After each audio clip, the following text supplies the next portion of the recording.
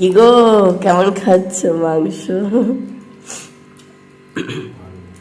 অসুস্থ বৌমা করে দিয়েছে, না অসুস্থ বউ, সরি। বৌমা তো বৌমা ভালো বলো, নাথ বউ। হ্যাঁ নাথ বউ ভালো হয়েছে।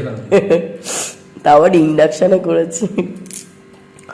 মা এখানে ওকে পকোড়া করে দিয়েছে, রুটি করে দিয়েছে। আচ্ছা, এত শরীর খারাপ বলে মাকে বললাম থাকতেই, যে মা কই দেখি। মা আজকে থাকলো, ইনি খেয়ে নিক। এখানে পুঁই শাকের বড়া দিয়েছে। তা ও এখন ডিনার করছে, করে নিক। আমি ওষুধ খেয়েছি বললাম দুপুরবেলা শুয়েছি 4টের পর, আবার জ্বরটা বাড়াবাড়ি হয়েছে।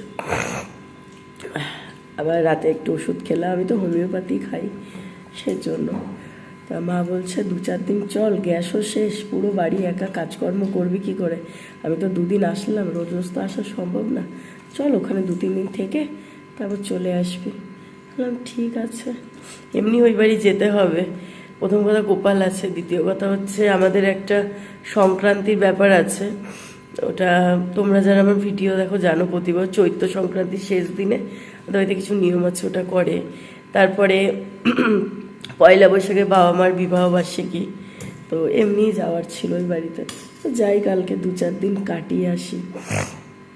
চলো গুড নাইট, একটু পরে শুয়ে পড়বো, সবাই একটু কথা বলি, এই আর কি।